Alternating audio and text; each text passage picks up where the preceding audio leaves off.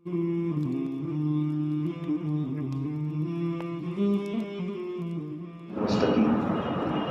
والصلاة والسلام على سيد الأنبياء والمرسلين وعلى آله وأصحابه أجمعين أما بعد أعوذ بالله من الشيطان الرجيم بسم الله الرحمن الرحيم يا أيها الرسل كلوا من الطيبات واعملوا صالحا صدق الله العظيم۔ تو تذکرہ چل رہا ہے حلال اور حرام کا۔ بہت ساری چیزیں حلال ہیں، بہت ساری چیزیں حرام ہیں۔ کچھ چیزیں ایسی حرام ہیں جن کا حرام ہونا ہم حرام نہیں سمجھتے، بلکہ بعض لوگ تو اس کو عبادت سمجھتے ہیں، اور حقیقت یہ ہے کہ وہ گناہ آدمی کے کافر بننے کا سبب بن جاتا ہے۔ بعض مرتبہ اس گناہ کے کرنے کی وجہ سے آدمی کفر تک پہنچ جاتا ہے، اور مسلمانوں کی بڑی تعداد اس کو عبادت سمجھ کر، نیکی سمجھ کر کرتی ہے۔ تو یہ رجب کا مہینہ چل رہا ہے، اور رجب میں بہت سارے اعمال مسلمان کرتے ہیں، چاہے وہ روزے رکھنے کے اعتبار سے ہو، یا کنڈوں کی رسم کے اعتبار سے ہو، یا معراج کے اعتبار سے ہو، یا پھر نیاز خانی کے اعتبار سے ہو، یا مخصوص نماز کا کوئی طریقہ ہو۔ اس کو سمجھنے سے پہلے ایک بات یہ سمجھنی ہے کہ بعض مسلمان ناواقفیت کی بنا پر، یعنی بعض مسلمان نامعلوم ہونے کی وجہ سے، بعض مسلمان نامعلوم ہونے کی وجہ سے ایک بہت بڑے گناہ میں مبتلا ہو گئے، اور وہ گناہ میں پھنسے کیوں؟ اس کا سبب اور اس کی وجہ ہے شیعہ فرقہ۔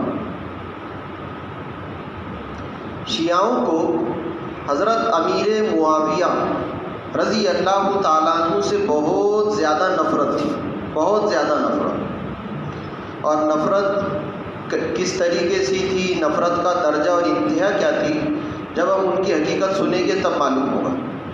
تو شیعوں کو امیر معاویہ رضی اللہ تعالیٰ عنہ سے بہت زیادہ نفرت تھی، بہت زیادہ۔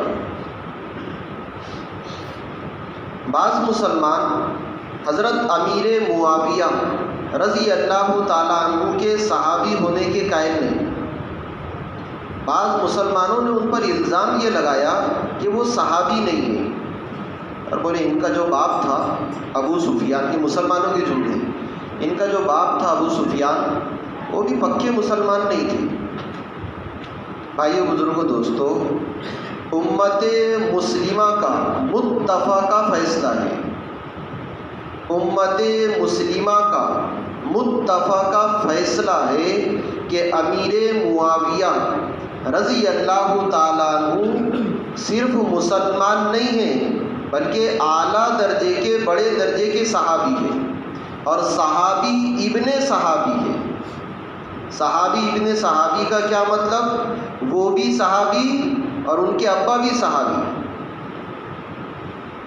ان کی بہن نبی صلی اللہ علیہ وسلم کے نکاح میں تھی، نبی صلی اللہ علیہ وسلم کی نسبت ہی ہے جس کو ہم اپنی زبان میں سالہ یا بھائی سسرا کہتے ہیں۔ تو امیر معاویہ رضی اللہ تعالیٰ عنہ امت مسلمہ کا متفقہ فیصلہ ہے کہ وہ صرف مسلمان نہیں بلکہ اعلیٰ درجے کے، بڑے درجے کے صحابی ہیں۔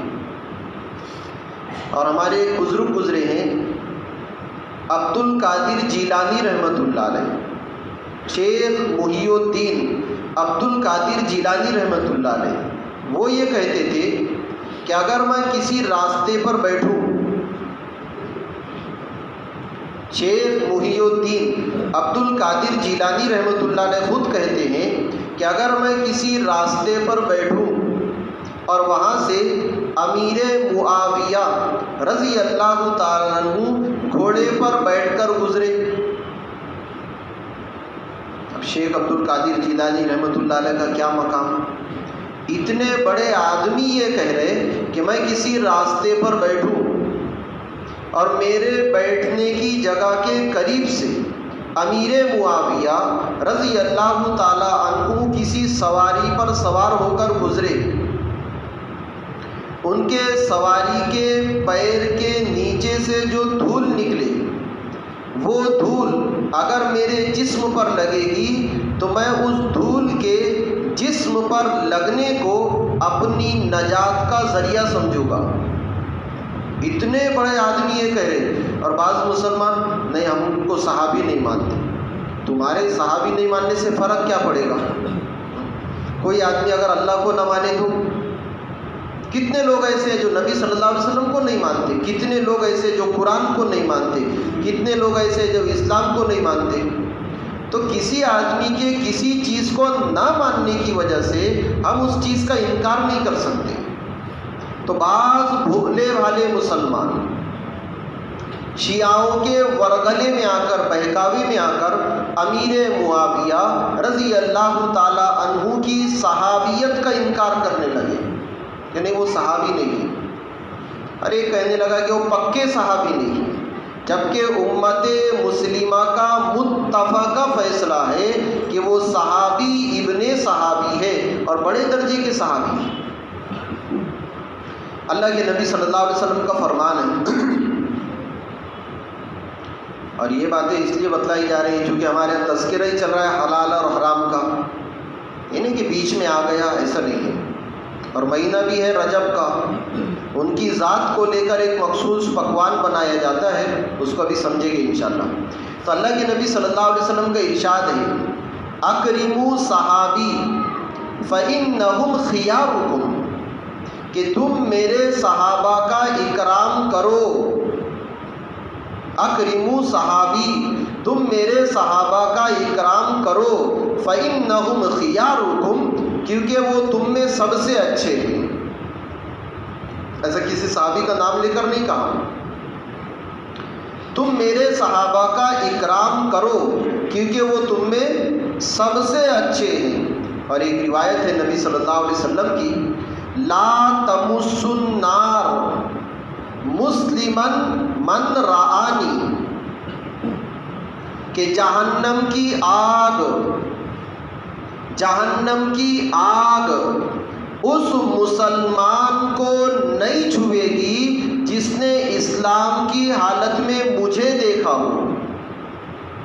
اور ہم سب جانتے ہیں، ہم نے سنا ہے کہ امیر معاویہ رضی اللہ تعالی عنہ نے اسلام کی حالت میں نبی صلی اللہ علیہ وسلم کو دیکھا ہے۔ تو لا تمس النار مسلمن من رآنی، جہنم کی آگ اس مسلمان کو نہیں چھوئے گی جس نے اسلام کی حالت میں مجھے دیکھا ہو۔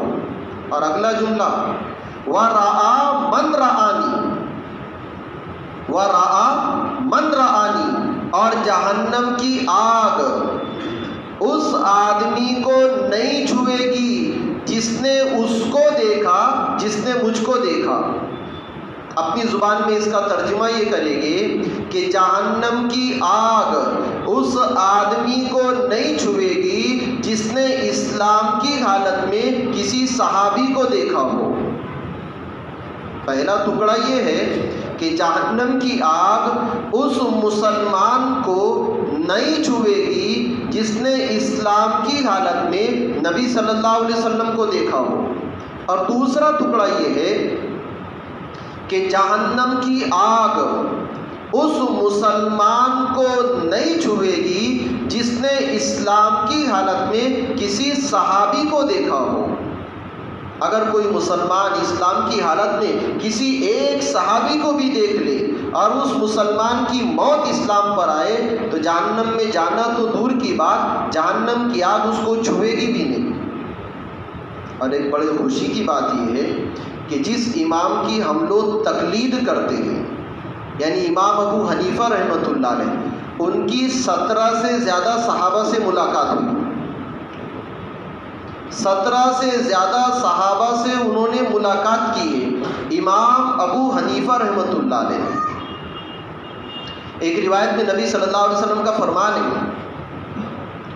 فمن احبہم فبحبی احبہم ومن ابغضہم فببغضی ابغضہم۔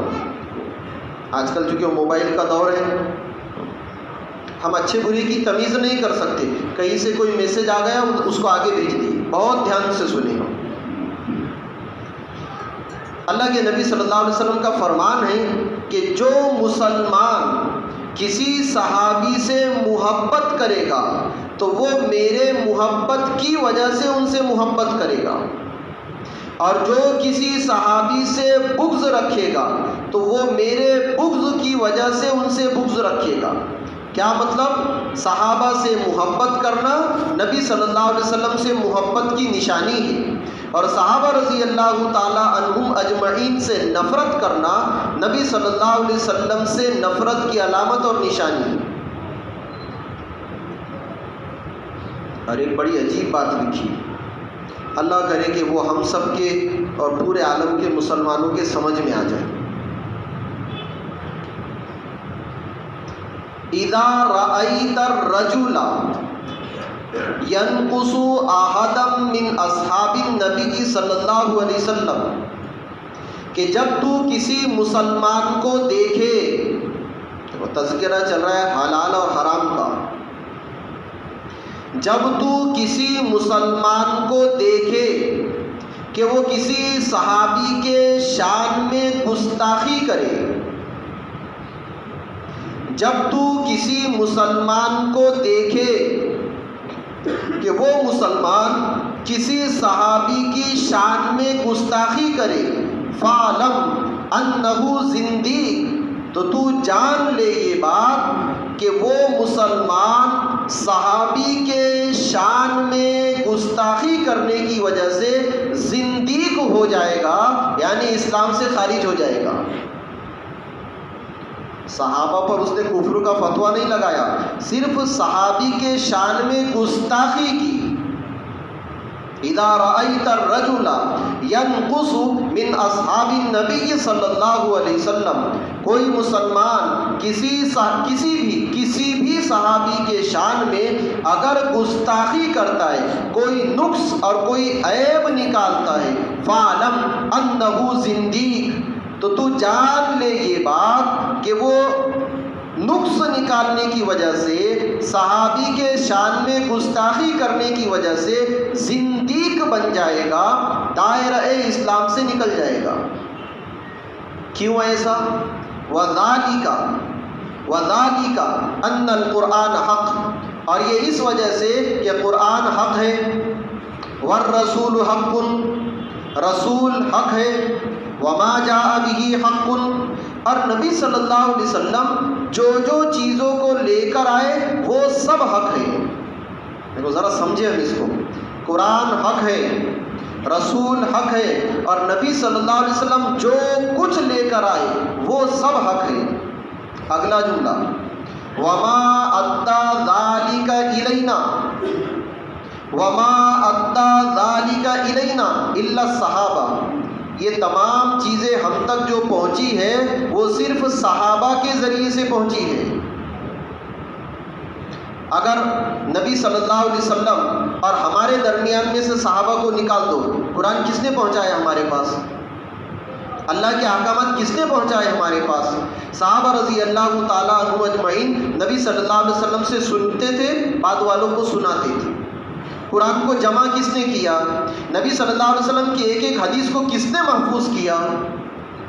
وَمَا أَدَّى ذَلِكَ إِلَيْنَا إِلَّا الصَّحَابَةُ، دین کی چھوٹی سی چھوٹی اور بڑے سے بڑا حکم اور دین سے چھوٹی سی چھوٹی چیز اگر مسلمانوں تک پہنچی ہے تو ذریعہ اور وسیلہ صحابہ بنی ہے۔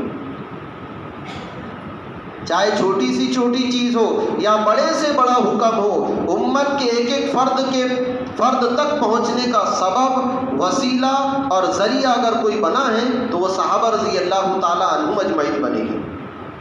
اگلا جملہ، فمن جرحہم، جو مسلمان اسلام کے دشمنوں کو الگ کر دے ابھی ہم. جو مسلمان کسی صحابی پر جرح کرے، ان میں کوئی عیب نکالے، کوئی نقص نکالے، ان پر کوئی الزام لگائے، انما اراد ابطال الکتاب والسنہ، تو صحابہ پر الزام لگانے والا گویا قرآن اور حدیث کو غلط ثابت کرنا چاہتا ہے. اس کا مطلب یہ ہے کہ یہ صحابی غلط ہے تو پھر قرآن انہوں نے صحیح ڈھنگ سے ہم تک نہیں پہنچائے. اگر وہ غلط ہے تو جو چیز اس نے لایا وہ بھی غلط ہے. تو صحابہ کی شان میں گستاخی کرنا قرآن اور حدیث کو غلط ثابت کرنا ہے، کیونکہ قرآن اور حدیث اور دین کا ایک ایک حکم امت تک پہنچانے والے صحابہ ہیں. ان کو غلط بولنا شریعت کو غلط بولنا ہے، ان میں عیب نکالنا شریعت میں عیب نکالنا ہے. نبی صلی اللہ علیہ وسلم فرما رہے الصحابۃ کلہم عدول، میرے صحابہ تمام کے تمام بالکل صاف ستھرے ہیں، ان میں کوئی عیب نہیں، ان میں کوئی برائی نہیں. ہمارے ایک بہت بڑے بزرگ گزرے ہیں، عبداللہ ابن مبارک رحمۃ اللہ علیہ. عبداللہ ابن مبارک رحمۃ اللہ علیہ بہت بڑے عالم ہیں، بہت بڑے. اور بڑی بات یہ ہے کہ ان کا کوئی مخالف نہیں تھا. عبداللہ ابن مبارک رحمۃ اللہ علیہ بہت بڑے عالم ہیں. تو کسی آدمی نے عبداللہ ابن مبارک رحمۃ اللہ علیہ سے پوچھا کہ عمر ابن عبد العزیز، جن کے بارے میں ہم نے سنا ہے کہ بھیڑ اور بکری ایک ساتھ پانی پیتے تھے، بلی اور مرغی ایک ساتھ چرا کرتے تھے، بہت بڑے آدمی تھے. عمر ابن خطاب رضی اللہ تعالیٰ عنہ کے خاندان سے ان کا سلسلہ ہے. ان کے زمانے میں انصاف ہی انصاف تھا چاروں طرف، کہ ظلم کا نام و نشان نہیں. تو ایک آدمی عبداللہ ابن مبارک رحمۃ اللہ علیہ کے پاس آیا اور کہنے لگا کہ حضرت عمر ابن عبد العزیز یہ بہت بات کے آدمی ہیں، تو عمر ابن عبد العزیز مرتبے میں بڑے ہیں یا امیر معاویہ مرتبے میں بڑے ہیں؟ کیونکہ مسلمانوں کے سامنے شیعوں نے جو پیش کیا ہے امیر معاویہ رضی اللہ تعالیٰ عنہ کو، اس کی شکل ہی بدل دی، شکل ہی بدل دی. اور پھر واٹس ایپ پر جو میسج آئے گے نا، اس میں تو ایسا لگے گا اللہ اکبر جیسے وہ اسلام کے سب سے بڑے دشمن ہیں. شیعوں نے یہ ثابت کیا ہے کہ امیر معاویہ رضی اللہ تعالیٰ عنہ نے اپنے بیٹے سے یہ کہا تھا کہ تو حضرت حسین کو قتل کر دینا، یہ الزام ہے ان پر. تو وہ آدمی آ کر عبداللہ ابن مبارک رحمۃ اللہ علیہ سے کہنے لگا کہ حضرت عمر ابن عبد العزیز مرتبے میں بڑے ہیں یا امیر معاویہ بڑے ہیں؟ کیونکہ عمر ابن عبد العزیز یہاں تو انصاف ہی انصاف تھا، امن ہی امن تھا، اور امیر معاویہ رضی اللہ تعالیٰ عنہ کے زمانے میں بہت سارے صحابہ شہید ہو گئے. تو اس کے پوچھنے کا انداز یہ تھا کہ امیر معاویہ تو بہت گھٹیا آدمی ہے، وہ یہ پوچھ رہا تھا. عبداللہ ابن مبارک رحمۃ اللہ علیہ نے جو جملہ کہا، عبداللہ ابن مبارک رحمۃ اللہ علیہ کہنے لگے کہ امیر معاویہ رضی اللہ تعالیٰ عنہ ایک مرتبہ اونٹ پر بیٹھے یا گھوڑے پر بیٹھے، وہ گھوڑا چلنے لگا، اس کے ٹاپ اور کھروں سے دھول اڑی، وہ دھول اس کے ناک کے نتنوں میں گئی. تو کہنے لگے کہ وہ جانور کے ناک کے نتنوں میں جو دھول ہے نا، عمر ابن عبد العزیز اس کی بھی برابری نہیں کر سکتے. کہاں صحابہ کی برابری کریں گے؟ اس لیے کسی صحابی کو حقیر اور ہلکا نہیں سمجھنا. اب یہ جو کنڈوں کی رسم ہمارے یہاں پر آ گئی، اس کی حقیقت سمجھے آپ. 22 تاریخ کو کنڈے بنے. یہ کنڈے ہے کیا؟ آپ سوچ رہے ہیں اپنے یہاں کائے کے ہے وہ؟ تو ایک مرتبہ اپنی پنجگوشے سے فون آیا، بولے وہ ہمارے یہاں کنڈے بنے تھے، تو ہم نے ساتھیوں کو دعوت دی، دعوت دینے کے بعد کھانے کے بعد ہاتھ دھوئے، تو ہم نے ایسا سنے کہ وہ ہاتھ دھونے کے بعد جو پانی ہے اس کو پھینکنا نہیں. تو وہ مسئلہ پوچھ رہے تھے اپنے پنجگوشے سے، اور حقیقت یہ ہے کہ اس کے کئی بار 4 مہینے لگے ہوئے ہیں. تو ان کا سوال یہ تھا کہ پھر وہ پانی کا کیا کرنا، اس کو نالی میں تو پھینک نہیں سکتے. تو ہم نے کہا بھائی اس کی اچھی صورت یہ ہے کہ سب کو تھوڑا تھوڑا پلا دو.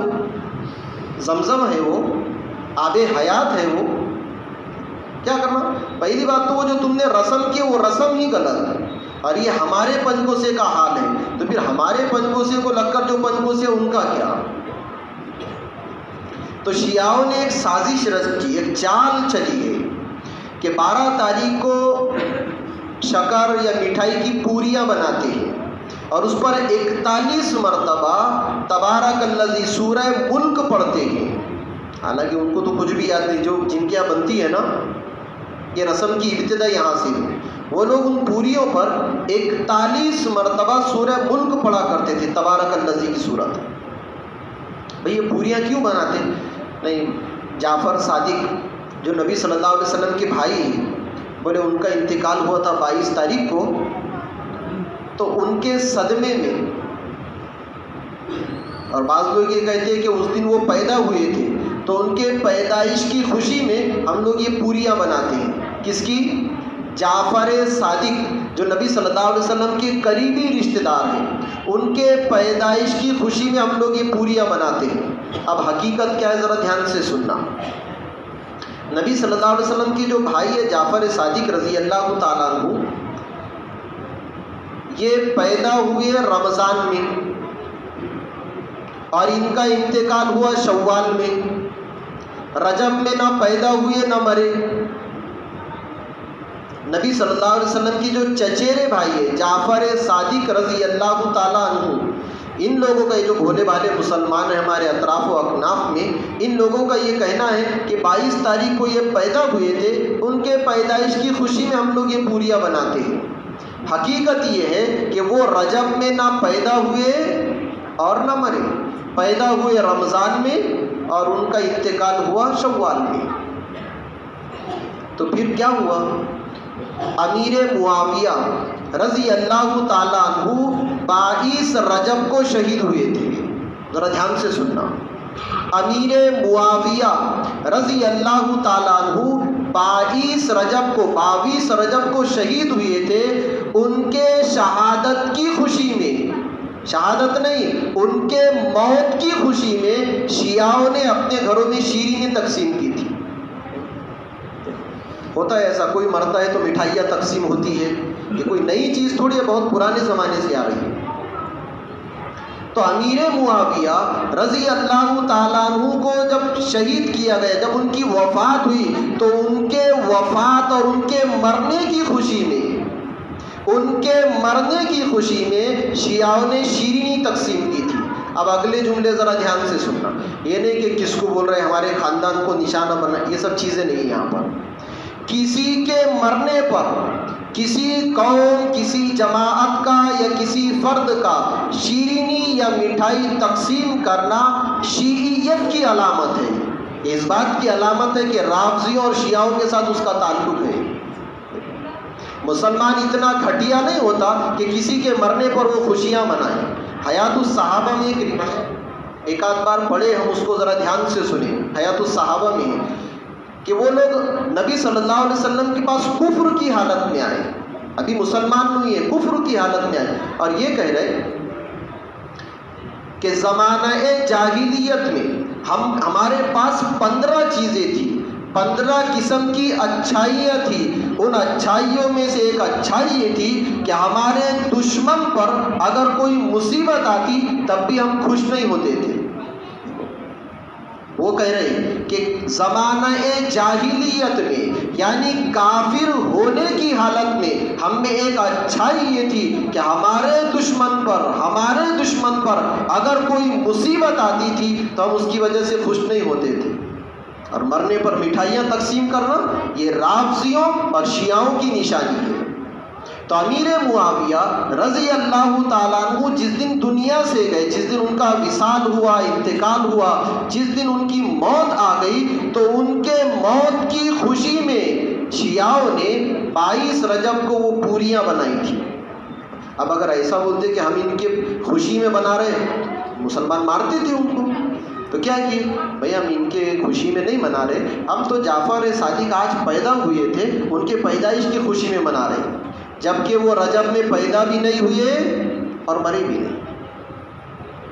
تو جو مسلمان جو مسلمان 22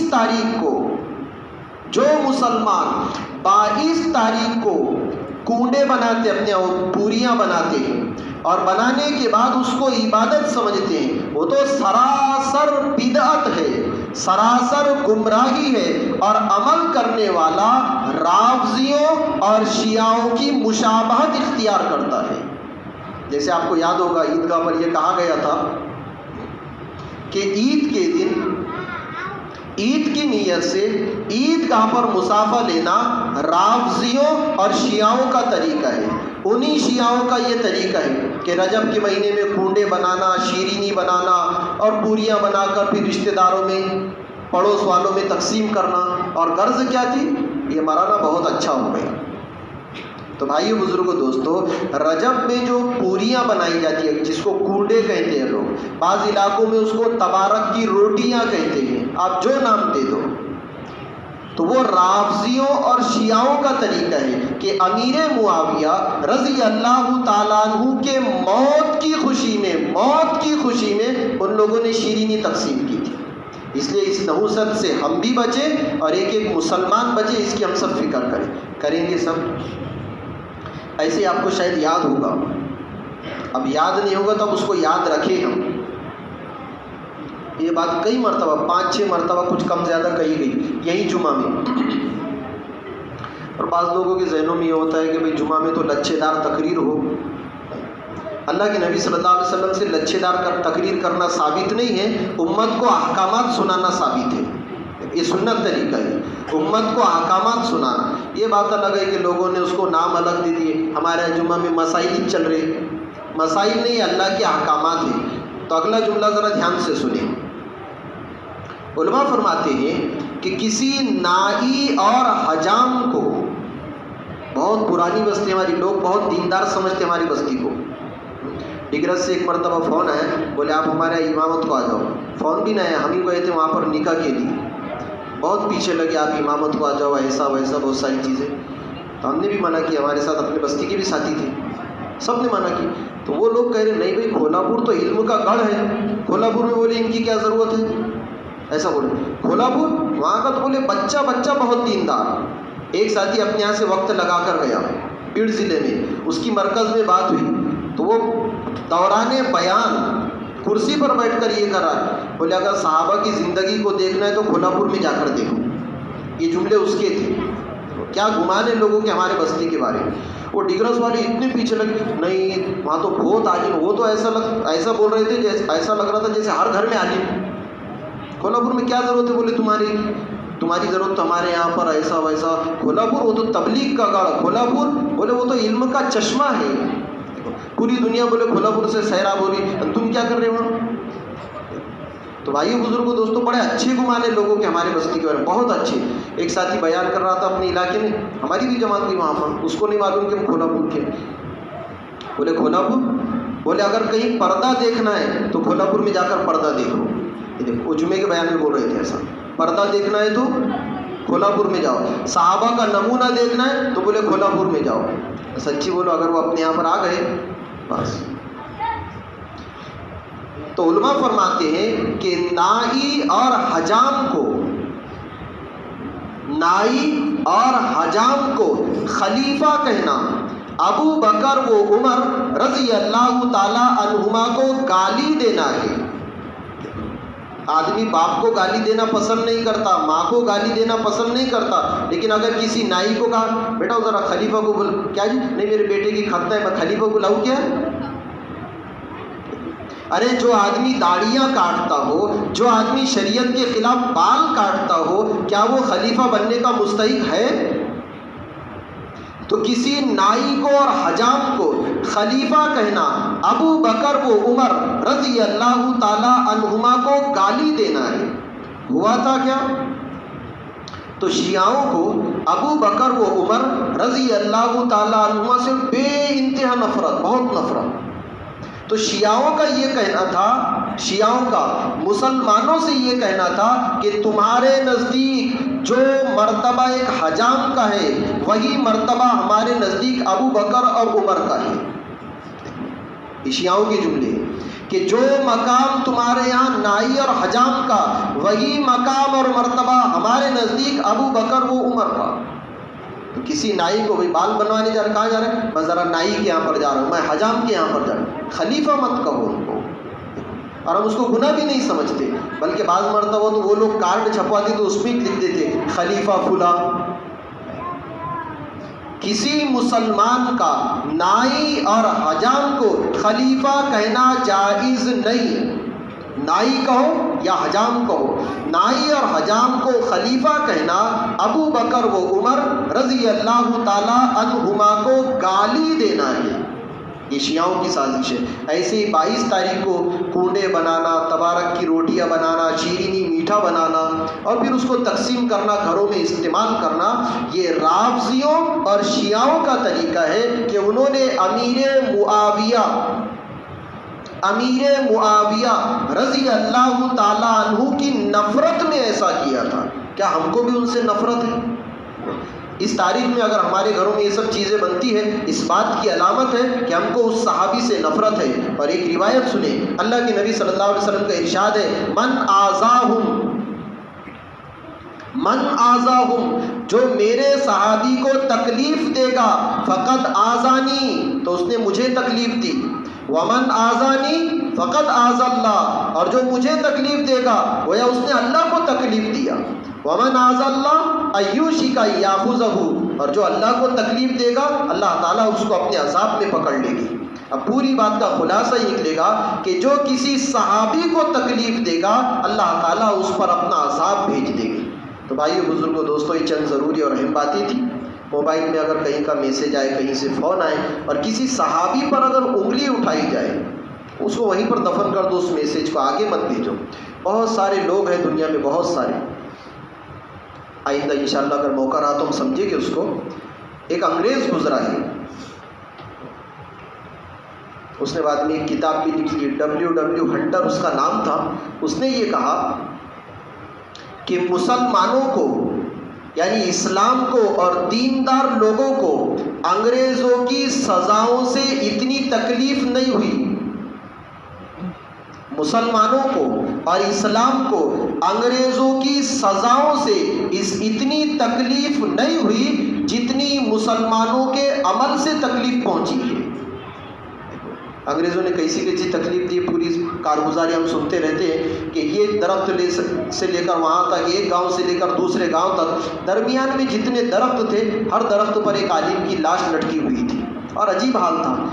تو ان کے اس سزا سے مسلمانوں کو اور اسلام کو اتنی تکلیف نہیں پہنچی، اتنا دھکا نہیں پہنچا جتنا مسلمانوں کے ان اعمال سے اسلام کو اور مسلمانوں کو دھکا پہنچا۔ موقع رہا تو انشاءاللہ اس کو آئندہ سمجھیں گے۔ اللہ کی توفیق۔